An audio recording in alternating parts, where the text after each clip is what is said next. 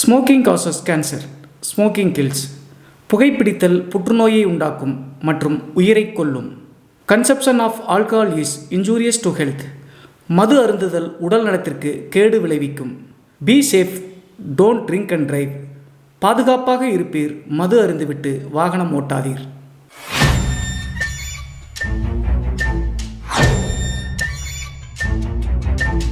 Hi everybody, நான் உங்கள் சிவா.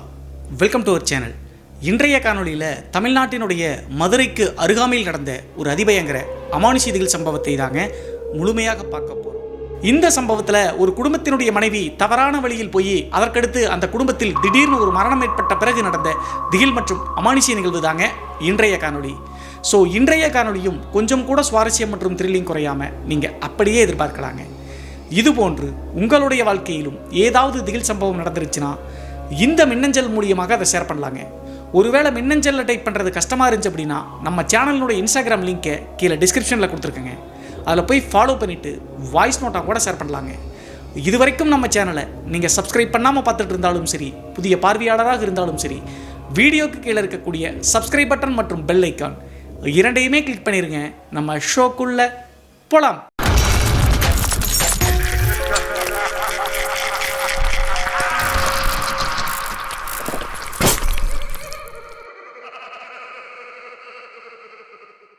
இந்த அமானுஷ சம்பவம் நான் ஏற்கனவே சொன்ன மாதிரி தமிழ்நாட்டினுடைய மதுரையிலிருந்து ஒரு 15 கிலோமீட்டர் தொலைவில் இருக்கக்கூடிய அழகிய கிராமத்தில் 2005 காலகட்டத்தில் நடந்த திகில் நிகழ்வு தாங்க இந்த நிகழ்வு.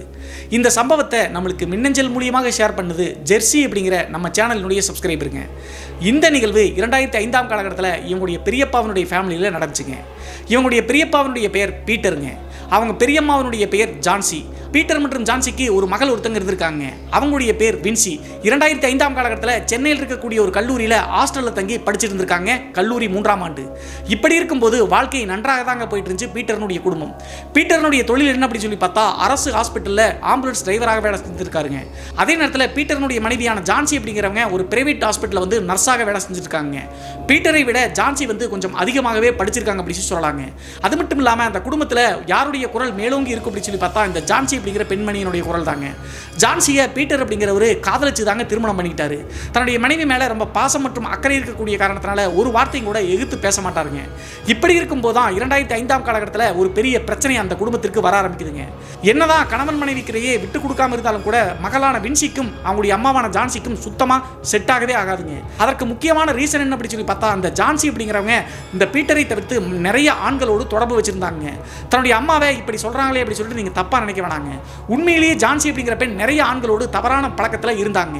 நான் ஏற்கனவே சொன்ன மாதிரி ஜான்சி கொஞ்சம் அதிகமாக படிச்சிருக்கக்கூடிய காரணத்தினால அப்போதெல்லாம் சோசியல் மீடியாவில் ஆர்குட் அப்படின்னு சொல்லிட்டு இருந்துச்சுங்க. அதில் ரொம்ப தீவிரமான ஒரு பயனாளராக இந்த ஜான்சி அப்படிங்கிறவர் இருந்தாங்க. அது மட்டும் இல்லாமல் ஆர்குட்டில் முகம் தெரியாத ஆண்கள் நிறைய பேரை தன்னுடைய நண்பர்களாக்கி சாட் பண்ணிகிட்டே இருந்தாங்க. இதெல்லாம் பார்த்து இந்த வின்சிக்கு தன்னுடைய அம்மா மேலே பயங்கர கோவங்க. தன்னுடைய அப்பா இவ்வளவு பாசம் தன்னுடைய அம்மா மேலே வச்சிருக்காரு, ஆனால் அதை தவிர்த்து நிறைய ஆண்களோடு தவறான பழக்கத்தில் இருக்காங்களே அப்படின்னு சொல்லிட்டு கோவப்பட்டு அடிக்கடி 2 பேருக்கும் சண்டை ஏற்படுங்க. தன்னுடைய அம்மாவோடு வின்சி சண்டை போட்டாலும் கூட இப்படி ஒரு விஷயம் நடக்குது அப்படின்னு சொல்லிட்டு தன்னுடைய அப்பா கிட்ட சொல்ல விரும்பலிங்க. குடும்பம் நல்லா ஸ்மூத்தாக போயிட்டு இருக்கு. இந்த டைமில் தன்னுடைய அப்பா கிட்ட சொன்ன அப்படின்னா குடும்பமே சிதறி போயிடும் அப்படின்னு சொல்லிட்டு யோசிச்சுட்டு வின்சி வந்து பார்த்தீங்கன்னா மனசுக்குள்ளேயே போட்டு புழுங்கிட்டு இருந்தாங்க. எப்போதெல்லாம் கல்லூரி விடுமுறை ஏற்படுதோ அப்போது சென்னையிலிருந்து கிளம்பி சொந்த ஊரான மதுரைக்கு வருவாங்க. மதுரைக்கு வந்து 4 நாள் 5 நாள் இருந்தாலும் கூட தன்னுடைய அம்மாவோடு பயங்கர சண்டையே தாங்க போயிட்டு இருக்கும். இதை காரணமாக வச்சு எப்படியும் தன்னுடைய மகளான வின்சி தன்னுடைய கணவர்கிட்ட சொல்ல மாட்டாங்க அப்படின்னு சொல்லி தைரியத்தோடு தான் தொடர்ந்து இந்த தவறான விஷயங்களை ஜான்சி செஞ்சுட்டே இருந்தாங்க. இந்த சூழலில் தான் 2005 காலகட்டத்தில் ஒரு நாள் ஹாஸ்டலில் இந்த வின்சி அப்படிங்கிறவங்க படுத்து தூங்கிட்டு இருக்காங்க. நள்ளிரவு ஒரு 1:30 மணி 2 மணி தோராயமாக ஹாஸ்டலுக்கு வந்து பார்த்தீங்கன்னா வின்சிக்காக ஃபோன் கால் வருதுங்க. அட்டன் பண்ணி யார் கூப்பிடுறாங்க அப்படின்னு சொல்லிட்டு பார்க்கும்போது பெரிய ஷாக்குங்க வின்சிக்கு. ஊரில் இருக்கக்கூடிய ஒரு ரிலேட்டிவ் ஒருத்தர் உன்னுடைய அப்பா இறந்துட்டாரு, உடனே கிளம்பி வா அப்படின்னு சொன்ன காரணத்தினால அழுதுகிட்டே வின்சி அப்படிங்கிறவங்க சென்னையிலிருந்து மதுரைக்கு வர்றாங்க. நான் ஏற்கனவே சொன்ன மாதிரி வின்சிக்கு அப்பா மேலே ரொம்ப பாசம் அதிகங்க. தன்னுடைய அப்பா இப்படி விட்டுட்டு போயிட்டாரு அப்படின்னு சொல்லிட்டு மனசெல்லாம் நொந்து போய் வர்ற வரைக்குமே அழுதுகிட்டே வந்திருக்காங்க. வீட்டுக்கு வந்த உடனே தன்னுடைய அம்மாவை பார்த்து அப்பா எப்படி இறந்தார் அப்படின்னு சொல்லிட்டு கோபம் மற்றும் அழுகையோடு கேட்டிருக்காங்க.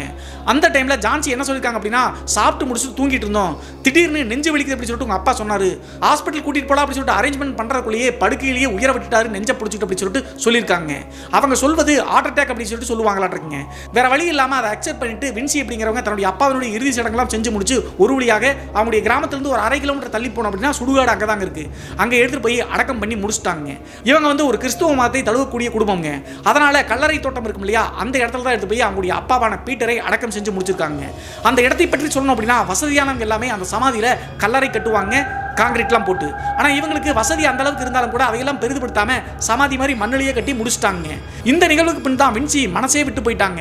அம்மா வந்து தவறான வழியில் போறவங்க, ஏற்கனவே அவங்களுக்கும் இவங்களுக்கும் ஆகாது, இனி என்ன பண்ண போறோம் அப்படின்னு சொல்லிட்டு ரொம்ப குழப்பத்தில் இருந்தாங்க. நான் ஏற்கனவே சொன்ன மாதிரி வின்சி அப்படிங்கிறவங்க கல்லூரியினுடைய இறுதி ஆண்டு படிச்சுட்டு இருந்தாங்கன்னு சொன்னேன் இல்லையா. அவங்க அப்பா இறந்த பிறகு இன்னும் 3 மாத காலகட்டம் தாங்க இருக்கு. ஹாஸ்டலில் போய் அந்த 3 மாத காலகட்டம் தங்கி படிச்சிட்டோம் அப்படின்னா அதற்கு பிறகு டிகிரி வாங்கிட்டு திரும்பி வந்துடலாங்க. ஸோ அதையெல்லாம் யோசிச்ச வின்சி இதற்கு மேலே நம்மளுடைய படிப்பு தான் முக்கியம்னு சொல்லிட்டு தன்னுடைய சொந்த வீட்டை விட்டு மதுரையை விட்டு கிளம்பி சென்னையில் இருக்கக்கூடிய ஹாஸ்டலுக்கே வந்துட்டாங்க. 3 மாத காலகட்டம் படிப்பை முடிக்கணும் அப்படின்னு சொல்லிட்டு எப்படியோ கஷ்டப்பட்டு அந்த 3 மாத காலகட்டத்தை கம்ப்ளீட் பண்ணிட்டு டிகிரியும் வாங்கிட்டு திரும்ப சொந்த ஊருக்கே வர்றாங்க. ஊருக்கு வந்த பிறகு ஏதாவது வேலை தேடிக்கணும் அப்படின்னு சொல்லிட்டு வின்சி யோசிக்கும் போது சர்ச் ஃபாதர் கிட்ட போய் ரிக்வெஸ்ட் பண்றாங்க.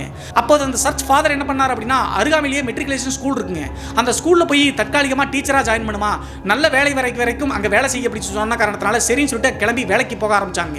டெய்லி காலையில் 8 மணிக்கு வின்சி கிளம்புனாங்க அப்படின்னா 6 மணி ஆயிருங்க வீட்டுக்கு வர்றதுக்கு. இப்படியே தன்னுடைய வாழ்க்கை போயிட்டு இருந்துச்சுங்க.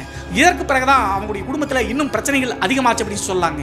நான் ஏற்கனவே சொன்ன மாதிரி அவங்களுடைய அம்மாவான ஜான்சி அப்படிங்கிறவங்க பிரைவேட் ஹாஸ்பிட்டலில் வேலை செஞ்சாங்கன்னு சொன்ன இல்லையா. அடிக்கடி வேலைக்கு போவாங்க, ஒரு சில நாட்கள் லீவ் போட்டு வீட்டில் தான் இருப்பாங்க. அது மட்டும் இல்லாமல் அவங்களுடைய அப்பா வந்து பார்த்தீங்கன்னா அரசு ஹாஸ்பிட்டலுடைய ஆம்புலன்ஸ் டிரைவராக இருந்தார் இல்லையா, அதில் கொஞ்சம் பணம் வந்திருக்குங்க. அந்த பணத்தை வந்து வட்டிக்கு விட்டு அதில் வரக்கூடிய வருமானத்தை வச்சு ஜாலியாக என்ஜாய் பண்ணிட்டு இருந்தாங்க இந்த ஜான்சி அப்படிங்கிறவங்க. இந்த சூழலில் ஒரு நாள் காலையில் எப்போதும் போல டிஃபன்லாம் கட்டி முடிச்சுட்டு அருகாமையில் இருக்கக்கூடிய டீச்சர் வேலைக்கு கிளம்ப சொல்லிட்டு ஸ்கூலுக்கு போயிட்டாங்க. மாலை 6 மணிக்கு ரிட்டர்ன் திரும்பி வீட்டுக்கு வரும்போது ஒரு பெரிய ஷாக்ங்க இந்த வின்சி அப்படிங்கிற பெண்ணுக்கு. குருநாதன் அப்படி சொல்லக்கூடிய ஒரு 35 வயது இருக்கக்கூடிய அந்த ஊரை சேர்ந்த லோக்கல் கைங்க. அவர் வந்து கேபிள் டிவி ஆபரேட்டர் வேலை செஞ்சுட்டு இருக்காருங்க. அந்த நபரும் தன்னுடைய அம்மாவும் தவறான முறையில் அவங்களுடைய ரூம்ல இருக்கிறத பார்த்து மிரண்டு போயிட்டாங்க. அது மட்டும் இல்லாமல் இப்படி தவறாக இருக்கக்கூடிய அந்த ரூம்ல அவங்களுடைய அப்பாவினுடைய போட்டோவான பீட்டருடைய போட்டோவும் இருந்திருக்குங்க. இதை பார்த்த வின்சி அப்படிங்கிறவங்க அலறி அடிச்சுட்டு வீட்டை விட்டு முகத்தை மூடிட்டு வெளியே வந்துட்டாங்க. அதற்கடுத்து ஒரு 5 நிமிடம் கழிச்சு தன்னுடைய மகள் வந்துட்டா, நீ கிளம்பி போ அப்படின்னு சொல்லிட்டு குருநாதன் கிட்ட சொன்ன காரணத்தினால அவங்களும் வந்து பார்த்தீங்கன்னா ஏராள சிரிப்பு சிரிச்சுக்கிட்டே வெளியே இருக்கக்கூடிய வின்சியை பார்த்துட்டு வீட்டை விட்டு கிளம்பி புன்சிரிப்பு சிரிச்சுட்டே வெளியே போயிட்டாருங்க. இதை பார்த்து உச்சகட்ட கோபம் அடைஞ்சாங்க வின்சி. அவங்களுடைய அம்மா கிட்ட போய் பயங்கரமான சண்டை கட்டியிருக்காங்க. 6 மணிக்கு ஆரம்பிச்சு இரவு 10 மணி வரைக்கும் உச்சகட்ட சண்டை ஏற்பட்டுச்சுங்க அம்மா மற்றும் மகளுக்கு. அந்த டைம்ல நான் இப்படி தாண்டி இருப்பேன், கொஞ்ச நாட்கள் நீ வந்து கல்யாணம் ஆகி உன் வாழ்க்கையை பார்த்துட்டு போயிருவேன், நான் தனியா இருக்கிறதா அப்படின்னு சொல்லிட்டு தான் செய்தது சரி அப்படிங்கிற மாதிரியே பேசுறாங்க. ரொம்ப மனசு நொந்து போன இந்த வின்சி அப்படிங்கிறவங்க அவங்க வீட்டில இருந்து ஒரு 1/2 கிலோமீட்டர் தூரம் போனோம் அப்படின்னா அந்த கல்லறை தோட்டத்தில் தான் அவங்களுடைய அப்பாவினுடைய சமாதி இருக்கு. அந்த சமாதியில் போய் மனசு விட்டு பேசலாம்னு சொல்லிட்டு அங்கே போறாங்க. பொதுவாக இந்த மாதிரி மனசு அழுத்தத்தில் இருக்கும்போது பயமெல்லாம் இருக்காதுங்க. சரி போலாம்னு சொல்லிட்டு அழுதுகிட்டே அந்த கல்லறை தோட்டம் இருக்கக்கூடிய பீட்டருடைய சமாதிக்கு போய் சேர்ந்துட்டாங்க. இரவு 10 மணிக்கு போனவங்க அந்த சமாதிக்கு முன்னாடி உட்காந்து பயங்கரமா அழுகுறாங்க. நீ என்னை இப்படி அனாதையா விட்டுட்டு போயிட்ட, அம்மா வந்து இந்த பாடுபடுத்துறா அப்படின்னு சொல்லிட்டு அந்த சமாதிக்கு முன்னாடி உட்காந்து பயங்கரமா அழுதுட்டு திரும்பி ரிட்டர்ன் போயிருக்காங்க. அப்படி அந்த சமாதியில வேண்டிட்டு ரிட்டர்ன் வீட்டுக்கு வந்து நல்லா தூங்குறாங்க. அப்படி தூங்கிட்டு இருக்கும்போது இந்த வின்சி அப்படிங்கிற பெண்ணுக்கு ஒரு பயங்கரமான கனவு வருதுங்க. அந்த கனவு என்ன அப்படின்னு சொல்லி பார்த்தா, அந்த நள்ளிரவு நேரத்தில் அந்த வீட்டினுடைய வாசல் பக்கத்துலங்க இந்த வின்சியினுடைய அப்பாவான பீட்டர் அப்படிங்கிறவரு முன்னாடி காம்பவுண்ட் பக்கத்தில் நின்று சைகை பண்ணி வின்சியை கூப்பிடுற மாதிரி ஃபீல் ஆகுதுங்க கனவு மூலியமாக. உடனே வின்சியும் ரிப்ளை பண்ற மாதிரி என்னப்பா அப்படின்னு சொல்லிட்டு அவங்களுடைய அப்பா கூப்பிட்ட காரணத்தால எந்திரிச்சு வீட்டை விட்டு வெளியே போய் பார்க்குறாங்க. அதுக்கடுத்து வீட்டுக்கு முன்னாடி கனவுல நின்று அந்த பீட்டர் அப்படிங்கிறவரு நேரா கல்லறை தோட்டத்தை நோக்கி நடந்து போயிட்டு இருக்காருங்க. அவருக்கு பின்னாடியே ஒரு 5 அடி தூரத்தில் இந்த வின்சியும் நடந்து போயிட்டு இருக்க மாதிரி கனவு வருதுங்க. அதுக்கடுத்து அந்த கல்லறை தோட்டத்தில் கூடிய பீட்டருடைய சமாதி இருக்கு இல்லையா, அந்த சமாதிக்கு பக்கத்தில் போயிட்டு அதை மண்ணா எடுக்கிறாருங்க. சமாதியிலிருந்து பிடிமன் சொல்லலாம். அந்த மண்ணை எடுத்து பக்கத்தில் நிற்கக்கூடிய வின்சி கிட்ட கொடுக்குறாங்க. இதை என்னப்பா பண்றது அப்படின்னு சொல்லி கேட்கும்போது நேரா வீட்டுக்கு போய் வீட்டுக்கு முன்னாடி ஒரு பெரிய மாமரம் இருக்குங்க. அந்த மாமரத்துக்கு கீழே வந்து மண்ணை போட்டு தண்ணி ஊற்றி விடுற மாதிரி இந்த கனவு வருதுங்க. இந்த கனவை கண்ட உடனே டக்குன்னு தூக்கத்திலிருந்து அலறி அடிச்சு வின்சி எந்திரிச்சிடுறாங்க. இதில் ஒரு குறிப்பிடப்பட வேண்டிய விஷயம் என்ன அப்படின்னு சொல்லி பார்த்தா, இவங்க வீட்டுக்கு முன்னாடி கிட்டத்தட்ட 5-6 வருடங்களுக்கு முன்னாடி பீட்டர் உயிரோடு இருக்கும்போது ஒரு மாமரத்தை நட்டு வளர்த்துருக்காருங்க. அந்த மாமரம் வந்து இவருக்கு ரொம்ப புள்ள மாறிங்க. அது மட்டும் இல்லாமல் இவருக்கு ஏதாவது மனசு கஷ்டமா இருந்தாலும் சரிங்க, குடிச்சிட்டு வந்து தண்ணி அடிச்சுட்டு வந்தாலும் கூட அந்த மாமரத்துக்கிட்ட சகஜமாக ஒரு மனுஷங்கிட்ட பேசுகிற மாதிரி பேசுவார். ஏதாவது குழந்தைகள் கூட அந்த மாமரத்தினுடைய கிளையில் ஏறி பறிக்க பார்த்தாலும் கூட திட்டுவாருங்க. உயிரை விடுற வரைக்கும் அந்த மாமரத்து மேலே ரொம்ப அக்கறை வச்சிருந்தாருங்க இந்த பீட்டர் அப்படிங்கிறவர். பகல் டைமில் எப்போதாவது வீட்டில் இருந்தார் அப்படின்னா அந்த மாமரத்துக்கு அடியில் தாங்க பாய் போட்டு விரிச்சு படுப்பார். அப்படி படுக்கும்போது என் அம்மாவனுடைய மடியில் படுத்த மாதிரி ஃபீல் ஆயிருக்கு அப்படின்னு சொல்லிட்டு அடிக்கடி தன்னுடைய மகளான வின்சி கிட்ட சொல்லுவது வழக்கங்க. அப்படி இருக்கக்கூடிய அந்த மாமரம் இருக்கக்கூடிய கீரை தான் மண்ணை போட்டு தண்ணி ஊற்றி விட சொல்கிற மாதிரி அந்த கனவு வருதுங்க. இந்த கனவுலேருந்து மீண்டு எதிர்த்த வின்சிக்கு ஒன்றுமே புரியலிங்க. தன்னுடைய அப்பா என்ன சொல்ல வராரு அப்படின்னு சொல்லிட்டு யோசிச்சுட்டு திங்க் பண்ணிட்டே இருக்காங்க. இந்த கனவு ஒரு முறை மட்டும் இல்லைங்க, கிட்டத்தட்ட 1 வார காலகட்டத்தில் அடிக்கடி இதே கனவு வந்துகிட்டே இருந்துக்குங்க இந்த வின்சி அப்படிங்கிறவங்களுக்கு. இவங்க ரொம்ப குழப்பம் அடைஞ்சு போயிட்டாங்க. எதற்காக இப்படி எல்லாம் நடக்குது, நம்ம அப்பா எதுக்கு அந்த சமாதியிலிருந்து பிடிமண்ணை கொண்டு வந்து இங்கே போட சொல்கிறார் அப்படின்னு சொல்லிட்டு திங்க் பண்ண ஆரம்பிச்சிட்டாங்க. இந்த நிகழ்வுக்கு பின்பு ஒரு 5 நாள் 6 நாள் கழிச்சு இன்னொரு விஷயம் அந்த வீட்டில் நடக்குதுங்க. கிட்டத்தட்ட 5 நாளும் வந்து பார்த்தீங்கன்னா அவங்களுடைய அம்மா கிட்ட பேசுறதே கிடையாது. முதல் முறை அப்படி பார்த்த காரணத்தினால அவங்களும் வந்து பார்த்தீங்கன்னா டெய்லி காலையில் கிளம்பி ஹாஸ்பிட்டலுக்கு போயிட்டு திரும்பி வந்துட்டு இருக்காங்க. நான் ஏற்கனவே சொன்ன மாதிரி வாரத்துக்கு ஒரு முறையோ 2 முறையோ லீவ் போடுவது வழக்கங்க ஜான்சி அப்படிங்கிற பெண். அதே நேரத்தில் இந்த முதல் சம்பவம் நடந்து 5 நாள் கழிச்சு திடீர்னு வின்சிக்கு காய்ச்சல் அதிகமாக இருந்திருக்குங்க. அதனால் அன்றைய நாள் ஸ்கூலுக்கு போகாமல் வீட்டில் தான் இருந்திருக்காங்க. இப்படி இருக்கும்போது இந்த வின்சி அப்படிங்கிறவங்க நைட்டு தூங்கினவங்க காலையில் 12 மணிக்கு தான் எந்திரிச்சிருக்காங்க ஸ்கூலுக்கு போகாத காரணத்தினால. அதற்கடுத்து பாத்ரூமில் போய் குளிக்கலாம்னு சொல்லிட்டு உள்ள போய் குளிச்சுட்டு இருந்திருக்காங்க. அந்த டைம்ல இந்த ஜான்சி அப்படிங்கிற பெண் யார்கிட்டயோ ஃபோனில் பேசிக்கிட்டே வீட்டை விட்டு கிளம்பி எங்கேயோ மளிகை கடைக்கு போகிற அப்படின்னு சொல்லிட்டு கிளம்பி போயிட்டாங்க. அவங்களுடைய வீட்டிலிருந்து கிட்டத்தட்ட ரொம்ப தூரம் போனால் தான் மளிகை கடைங்க, அங்கே தான் போய் வாங்கிட்டு வர முடியும். ஸோ அப்படி அவங்க போன பிறகு பாத்ரூமில் குளிச்சிருந்த வின்சிக்கு ஒரு பெரிய ஷாக்குங்க. ஒரு 2 நிமிஷம் 3 நிமிஷம் கழிச்சு அந்த பாத்ரூமுடைய கதவை யாரோ வந்து தட்டுறாங்க. தட்டுற உடனே இந்த வின்சி என்ன நினைச்சிட்டாங்க அப்படின்னு சொல்லி பார்த்தா கிட்டத்தட்ட ஒரு வார காலகட்டம் தன்னுடைய அம்மா கிட்ட பேசல, அம்மா தான் கதவை தட்டுவாங்களாட்டு அப்படின்னு சொல்லிட்டு குளிக்கக்கூடிய தோட்டத்திலேயே கதவை திறக்கிறாங்க. கதவை திறந்த உடனே இந்த வின்சிக்கு பெரிய ஷாக்குங்க. இவங்க நினைச்ச மாதிரி ஜான்சி அப்படிங்கிற அவங்களுடைய அம்மா கிடையாதுங்க. அந்த குருநாதன் அப்படின்னு சொல்லக்கூடிய ஒரு நபர் இருக்கார் இல்லையா, கேபிள் டிவி ஆபரேட்டர், அவர் தான் வந்து பார்த்தீங்கன்னா அந்த கதவுக்கு பக்கத்தில் நிற்கிறாருங்க. இவர் என்ன நினைச்சார் அப்படின்னு சொல்லி பார்த்தா பாத்ரூம்குள்ள தண்ணி சத்தம் கேட்டு குளிச்சிட்டு இருக்கிறது ஜான்சி தான் அப்படின்னு சொல்லி நினைச்சாங்க. கதவை தட்டி இருக்காரு. ஆனால் வின்சி தன்னுடைய அம்மா அப்படின்னு சொல்லிட்டு கதவை திறந்த உடனே முன்னாடி குருநாதரை பார்த்துட்டு டக்குன்னு மறுபடியும் கதவை சாத்திட்டாங்க. அப்போதும் குருநாதன் வந்து பார்த்தீங்கன்னா வின்சி அந்த தோட்டத்தில் பார்த்து புன்னகை சிரிச்சுக்கிட்டே வந்து பார்த்தீங்கன்னா அவங்களுடைய அம்மாவுடைய அறையில் போய் உட்கார்ந்துட்டாருங்க. அதற்கடுத்து வின்சிக்கு உச்சகட்டம் கோபமே ஏற்பட்டுச்சுங்க. ஜான்சியினுடைய வாழ்க்கையை நாசமா போறது மட்டும் இல்லாம தன்னுடைய வாழ்க்கையும் கெடுத்துருவாங்க அப்படின்னு சொல்லிட்டு வின்சி அந்த பாத்ரூம்குள்ளேயே உட்காந்து பயங்கரமா அழுகுறாங்க. அதற்கடுத்து ஒரு 10 நிமிடம் கழிச்சு குளிச்சு முடிச்சு வெளியே வர்றாங்க. அப்போதும் வந்து பார்த்தீங்கன்னா அவங்களுடைய அம்மாவுடைய ரூமில் தான் குருநாதன் உட்காந்துருக்காரு. அதே சேம் டைமில் மளிகை கடைக்கு போன ஜான்சியும் வந்துட்டாங்க. எதுக்கு இப்போ வந்த, என் மகன் வந்து பார்த்தீங்கன்னா ஸ்கூலுக்கு போகல, லீவ் போட்டுருக்கா, போ அப்படின்னு சொல்லும்போது நடந்த விஷயங்களா சொல்லியிருக்காங்க இந்த குருநாதன் அப்படிங்கிறது ஜான்சி கிட்ட. அப்படி சொல்லியும் கூட அந்த நபரை கண்டிக்காம குருநாதனை சேஃப்டிக்காக வெளியே போ அப்புறம் பேசிக்கலாம்னு சொல்லி சொல்றாங்க ஜான்சி. இது எல்லாத்தையுமே கேட்க முடியாம மனச கஷ்டத்தோடு ஒரு ஓரமா நின்று காது கொடுத்து கேட்டுட்டு இருக்காங்க. அதற்கடுத்து குருநாதன் வந்து பார்த்தீங்கன்னா வீட்டை விட்டு கிளம்பி வெளியே போகும்போது வாசலுக்கு சைடில் வந்து பார்த்தீங்கன்னா நிற்கிறாங்க. இந்த வின்சி அப்படிங்கிறவங்க இப்படியெல்லாம் நடந்துருச்சு அப்படின்னு சொல்லிட்டு ஒரு மாதிரி வெக்கப்படுவாங்களா, அந்த மாதிரி திரும்பி நின்றுட்டாங்க கோபத்தோடு. அப்போதும் வீட்டை விட்டு வெளியே போகும்போது வின்சி வந்து பார்த்தீங்கன்னா அந்த பாத்ரூமில் குளிச்சிட்டு இருக்கும்போது பார்த்தார்ல, அதை வந்து பார்த்தீங்கன்னா சைகை காமிக்கிற மாதிரி நக்கலா ஒரு சிரிப்பு சிரிச்சுட்டு கிளம்பி வீட்டை விட்டு வெளியே போயிட்டாருங்க. அப்படி போனதுக்கு பின்னாடி வின்சி வந்து தன்னுடைய அம்மா கிட்ட பயங்கர சண்டை போடுறாங்க. உன் வாழ்க்கை கெடுறது மட்டும் இல்லாமல் என் வாழ்க்கையை கெடுக்கிறியா அப்படின்னு சொல்லிட்டு. அவ்வளவு சொல்லியும் கூட ஜான்சிக்கு தான் செய்வது தவறு அப்படின்னே தெரியலீங்க. அது மட்டும் இல்லாம திருமண வயதில் தன்னுடைய மகள் இருக்கா, தன்னுடைய மகளுக்கு அவனால் ஏதோ ஆபத்து ஏற்படும் அப்படின்னு சொல்லிட்டு கொஞ்சம் கூட நினைக்கலீங்க. தான் சந்தோஷமா இருந்தால் மட்டும் போதும் அப்படின்னு சொல்லிட்டு சுயநலத்தோடு நினைச்சுக்கிட்டு நீ என்னமோ பேசிட்டு போடி, நான் இப்படிதான் இருப்பேன் அப்படின்னு சொல்லிட்டு கர்வமா பேசுறாங்க. மனசு நொந்து போயிட்டாங்க வின்சி. நான் ஏற்கனவே சொன்ன மாதிரி காய்ச்சல் வேற இருக்கு. நேற்று நைட்டு படுத்து தூங்கினவங்க அப்போதான் 12 மணிக்கு தான் எழுந்திருச்சாங்க. அடுத்த நாள் காலையில் வரைக்கும் காலையில் டிஃபன் கூட சாப்பிட. ஸோ மறுபடியும் மின்சி என்ன பண்ணுறாங்க அப்படின்னா அந்த பாத்ரூமில் அந்த நிகழ்வு நினைச்சல அந்த டைம்ல இரவு 7 மணி வரைக்கும் தன்னுடைய அம்மா கிட்ட சண்டை போட்டு மனசு கஷ்டமான காரணத்தினால கல்லறை தோட்டத்துக்கு அவங்களுடைய அப்பாவுடைய சமாதிக்கு போகிறாங்க. அவங்களுக்கு இதை யார்கிட்ட ஷேர் பண்ணுறது அப்படின்னு தெரியலீங்க. இருக்கிறது அம்மா மட்டும் தான், அவங்களே தப்பானவங்களா இருக்காங்க. வேற வழி இல்லாமல் எதையாவது போய் புலம்பலாம் சொல்லிட்டு தன்னுடைய அப்பாவுடைய சமாதிக்கு மறுபடியும் 2வது முறை போகிறாங்க. அப்படி இந்த சமாதிக்கு போய் எல்லா விஷயங்களையும் கொட்டி தீர்த்து தன்னுடைய அப்பாவுடைய சமாதியில் அழுகிறாங்க. அழுதுகிட்டே இருந்தவங்க திடீர்னு மயக்கம் போட்டு விழுந்துட்டாங்க. அந்த இடம் சுடுகாடு அப்படிங்கிற காரணத்தினால யாருமே அங்க வர வாய்ப்பு கிடையாதுங்க. இவங்க மட்டும் தான் அந்த மனசு கஷ்டமா இருக்கக்கூடிய காரணத்தினால அப்பாவுடைய சமாதிக்கு அடிக்கடி போயிட்டு வருவது வழக்கம். சோ எதனால மயக்கம் போட்டு விழுந்தாங்க அப்படின்னு சொல்லி பார்த்தா அன்றைய நாள் பகல் முழுவதும் எந்திரிக்கவே இல்லை. 12 மணிக்கு தான் குளிக்க போயிருக்காங்க. ஒரு நாள் ஃபுல்லா சாப்பிடலீங்க. ஏற்கனவே காய்ச்சல் வேற. இதெல்லாம் தாங்க முடியாத அவங்களுடைய உடம்பு தான் அவங்களுடைய அப்பாவுடைய சமாதியிலேயே மயக்கம் போட்டு விழுந்துட்டாங்க. 7 மணிக்கு மயக்கம் போட்டு விழுந்தவங்க இரவு 10 மணி ஆகிற வரைக்கும் தன்னுடைய மகள் அங்கதான் இருப்பாங்க அப்படின்னு தெரிஞ்சு கூட கூப்பிட கூட வரலீங்க ஜான்சி அப்படிங்கிற பெண். அப்படி இருக்கும்போது அந்த 7 to நைட் 10 மணிக்குள்ள மறுபடியும் எப்போதும் போல அந்த கனவு வருதுங்க. அந்த கனவுல அவங்க அப்பா அவங்க சமாதிக்கு முன்னாடி நின்று பயங்கரமா அழுதுகிட்டே அந்த பிடிமண் எடுத்து மாமரத்தில் போடுற மாதிரி இந்த காட்சி நல்லா கனவுல தட்டுப்படுதுங்க. அதுக்கடுத்து நைட்டு 10 மணி 10:30 மணி தோராயமாக மயக்கம் போட்டு இருந்த வின்சிக்கு தூரல் அடிச்சு மழை தண்ணி வந்து பார்த்தீங்கன்னா முகத்தில் பட்டிருக்குங்க. டக்குன்னு முழிச்சு எந்திரிச்சிட்டாங்க. எந்திரிச்ச உடனே மறுபடியும் அந்த கனவு வச்சு இல்லையா மாமரத்தில் போய் பிடிமண்ணை போட சொல்லி உடனே வந்து பார்த்தீங்கன்னா என்னமோ சொல்ல வராரு அப்படின்னு சொல்லிட்டு என்னதான் நடக்குதுன்னு பார்க்கலாம்னு சொல்லிட்டு அந்த பிடிமண்ணை கையில் எடுத்துட்டு நேராக வீட்டை நோக்கி போறாங்க. அந்த சுடுகாட்டை விட்டு 4 அடி 5 அடி கூட எட்டு வைக்க முடியலங்க. அந்த பிடிமண்ணை கையில் வச்சுட்டு என்னமோ அவங்கள பண்ணுதுங்க. இழுத்துட்டு அவங்களுடைய சமாதிக்கு பக்கத்தில் இழுக்கிற மாதிரியே இருக்கு. இருந்தாலும் கூட காய்ச்சல் இருக்கக்கூடிய காரணத்தினால இப்படி தோணுதாட்டுக்கு அப்படின்னு சொல்லிட்டு அதை பெரிதுபடுத்தாம நேரா வீட்டுக்கு வந்து அவங்க அம்மா வந்து உள்ள தூங்கிட்டு இருக்காங்க. அந்த மாமரத்துக்கு முன்னாடி வந்து பார்த்தீங்கன்னா பிடிமண்ணை போட்டு தண்ணி ஊற்றி விட்டாங்க. அதுக்கடுத்து மறுபடியும் சாப்பிட கூட இல்லைங்க. அவங்களுடைய ரூமில் போய் படுத்து தூங்க ஆரம்பிச்சிட்டாங்க. நல்லா தூங்கிட்டாங்க காய்ச்சல் இருக்கக்கூடிய காரணத்தினால. மிட் நைட் ஒரு 1 மணி to 2 மணிக்குள்ள ரெஸ்ட் ரூம் வருது அப்படின்னு சொல்லிட்டு எந்திரிக்கிறாங்க. நான் நிறைய வீடியோக்களில் சொல்லியிருக்கேன், கிராமத்தினுடைய பாத்ரூம்ஸ் எல்லாமே வீட்டை விட்டு வெளியே தான் இருக்கும். அந்த காரணத்தினால படுக்கை விட்டு எந்திரிச்சு மெயின் டோர் கதவை திறந்து அவுட்டர் பாத்ரூம் போகலாம்னு சொல்லிட்டு மெயின் டோர் கதவை திறக்கிறாங்க. திறக்கும் போது தன்னுடைய வாழ்நாளில் பார்க்கவே முடியாத காட்சியை முதல் முறையாக இந்த வின்சி பார்க்குறாங்க. என்ன ஆச்சு அப்படின்னு சொல்லி பார்த்தா அந்த மாமரம் இருக்கு இல்லையா வீட்டுக்கு முன்னாடி, அந்த மாமரத்துக்கு கீழே பகுதியில் ஏதோ ஒரு நபர் அப்படியே நிற்கிறாருங்க. ஃபர்ஸ்ட் டைம் அதை பார்த்த உடனே இவங்க என்ன நினைச்சிட்டாங்க அப்படின்னு சொல்லி பார்த்தா, அந்த குருநாதன் அப்படிங்கிற அந்த கேபிள் ஆப்ரேட்டர் இருக்கார்ல, அவர் தான் நைட் டைம் தன்னுடைய அம்மாவை பார்ப்பதற்காக வந்திருப்பாரு அப்படின்னு சொல்லிட்டு கோபத்தோடு உத்து பார்க்குறாங்க. அப்படி பார்க்கும்போது இவங்களுக்கு ஒரு பெரிய ஷாக்குங்க. என்ன நடந்துச்சு அப்படின்னு சொல்லி பார்த்தா, வின்சி நினைச்ச மாதிரி அது குருநாதன் அப்படிங்கிற அம்மாவினுடைய அந்த கள்ள காதலன் கிடையாதுங்க. இறந்து போன பீட்டர் அப்படிங்கிற தன்னுடைய அப்பா தாங்க அந்த மாமரத்துக்கு அடியில் அப்படியே நிற்கிறாரு. இதை பார்த்த உடனே வின்சிக்கு உடம்பே நடுங்கி போச்சுங்க. என்னதான் வந்து பார்த்தீங்கன்னா பாசமாக இருந்தாலும் கூட இறந்த ஆன்மா அப்படிங்கிறது ஃபர்ஸ்ட் டைம் பார்க்குறாங்க, உடம்பே நடுங்கி போகும் இல்லையா.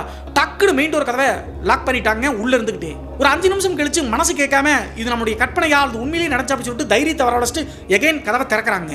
திறந்து பார்க்கும்போது அந்த உருவம் ஏற்கனவே நினைச்சு இல்லையா, அந்த இடத்துல இப்போது தன்னுடைய அப்பாவுடைய உருவம் இல்லைங்க.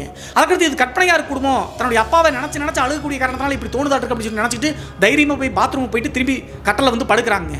விடியற வரைக்கும் வின்சி அப்படிங்கிற அந்த பெண்ணுக்கு தூக்கமே வரலைங்க. உண்மையிலேயே வந்தது அப்பாவினுடைய ஆன்மாவா அல்லது நம்முடைய கற்பனையா அப்படின்னு சொல்லிட்டு யோசிச்சுட்டே இருந்திருக்காங்க, குழம்பிட்டே இருந்திருக்காங்க. இப்போ நம்ம எல்லாத்துக்குமே ஒரு குழப்பம் ஏற்படுங்க. இத்தனை நாள் வராம அந்த சமாதியிலிருந்து பிடிமனை கொண்டு வந்து இங்க போட்டதுக்கு முன்னாடி மாமரத்துக்கு அடியில் பீட்டர் முதல் முறையா வந்தது ஏன் அப்படின்னு சொல்லிட்டு உங்களுக்கு தோணுங்க.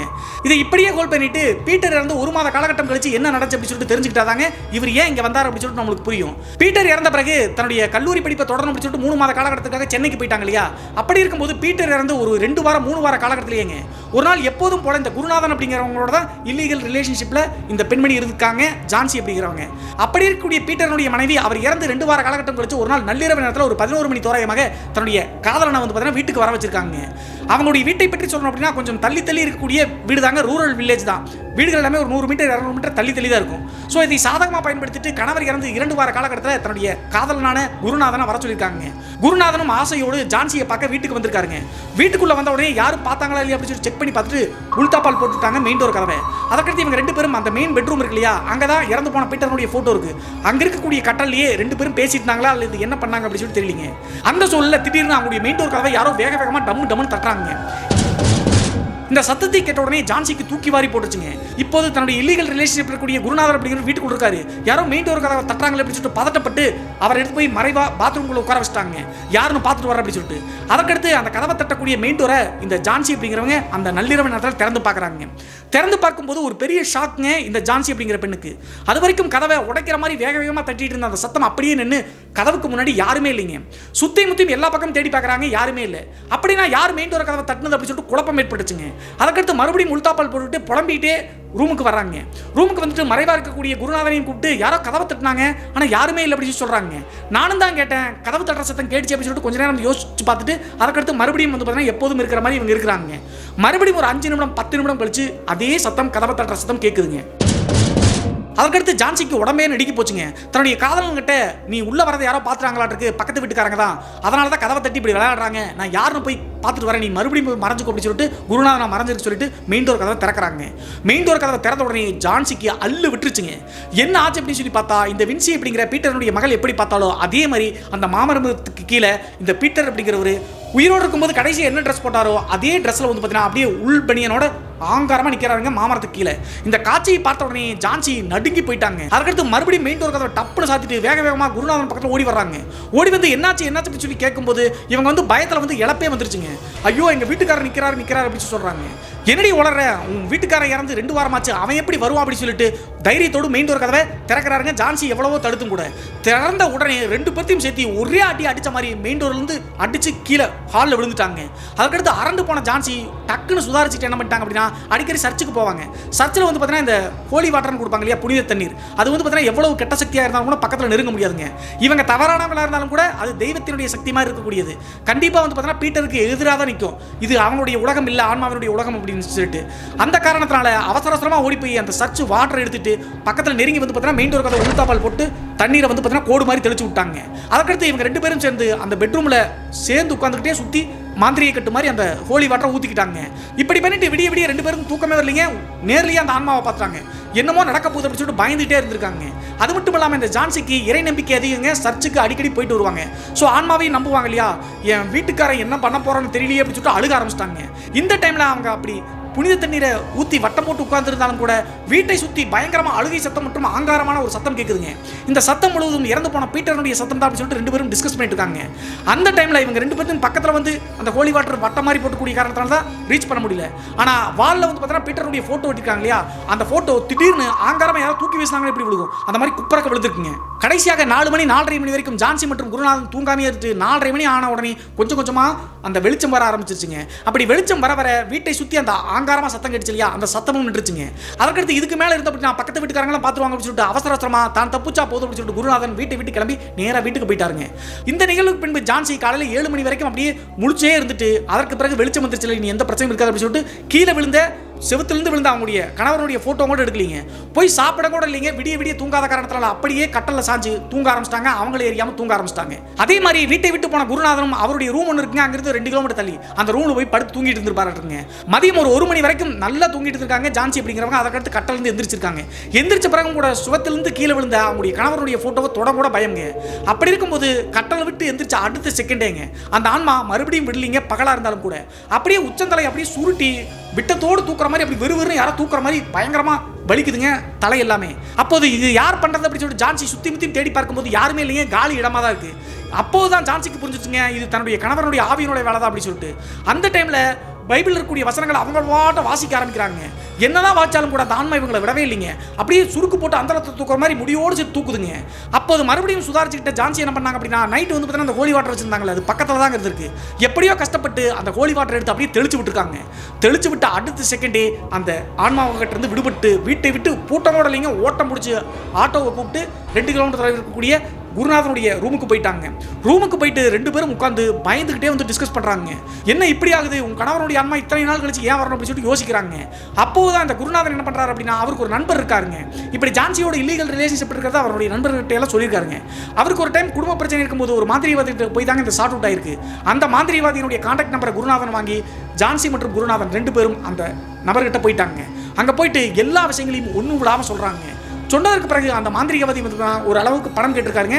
ஜான்சி ஏற்கனவே தன்னுடைய கணவர் இறந்த அமௌண்ட் கொஞ்சம் வச்சிருக்காங்க இல்லையா, அந்த அமௌண்ட் அப்படியே கொடுத்துருக்காங்க. பணத்தை வாங்கின அந்த மாந்திரிகவாதி அந்த ஆன்மாவை நான் கட்டுப்படுத்தி கொடுக்குறேன் அப்படின்னு சொல்லிட்டு நேராக நள்ளிரவு நேரத்தில் இந்த ஜான்சி குருநாதன் அந்த மாந்திரிகவாதி 3 பேரும் வந்திருக்காங்க. பகல் டைமில் வந்து அந்த லோக்கல் ஆளுகளுக்கு தெரிஞ்சிடும் இல்லையா, அதனால தான் இரவு வரைக்கும் காத்திருந்துச்சு அந்த மாந்திரிகவாதி வீட்லேயே. அதற்கடுத்து 3 பேரும் கிளம்பி இங்கே வந்திருக்காங்க. வந்தவங்க ஜான்சியினுடைய வீட்டுக்கு வரலைங்க. 1/2 கிலோமீட்டர் தள்ளிக்கூடிய பீட்டருடைய சமாதிக்கு போயிட்டு அந்த சமாதிக்கு முன்னாடி ஒரு பெரிய பூஜையை பண்ணி அந்த சமாதியை சுற்றி வட்டம் போட்டு ஒரு மாந்திரியை கட்ட போட்டு விட்டாருங்க.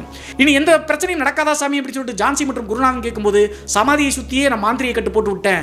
டெய்லியுமே வந்து பார்த்தீங்கன்னா அந்த சமாதியிலிருந்து தான் கிளம்பி வீட்டுக்கு வந்திருக்கு. ஸோ சமாதியிலேயே அடக்கிட்டோம் அப்படின்னா வீட்டுக்கு வர முடியாது இல்லையா, அதையெல்லாம் யோசிச்ச மாந்திரிகவாதி சுற்றி மாந்திரியை கட்டு போட்டு விட்டாருங்க. இனிமேல் அது நினைச்சாலும் கூட இங்கிருந்து வெளியே வர முடியாது, நீங்கள் பயப்படாமல் நீங்கள் இருக்கலாம் அப்படின்னு சொல்லிட்டு அந்த மாந்திரிகவாதி சொல்லிட்டு பணத்தை வாங்கிட்டு கிளம்பி போயிட்டாருங்க. இதுதான் பீட்டர் இறந்து 2 வார காலகட்டத்தில் நடந்ததுங்க. ஆனால் இப்போது எப்படி அந்த மாமரத்துக்கு அடியில் அந்த ஆன்மா வந்து அப்படின்னு சொல்லிட்டு உங்களுக்கு புரிஞ்சிருக்கும்.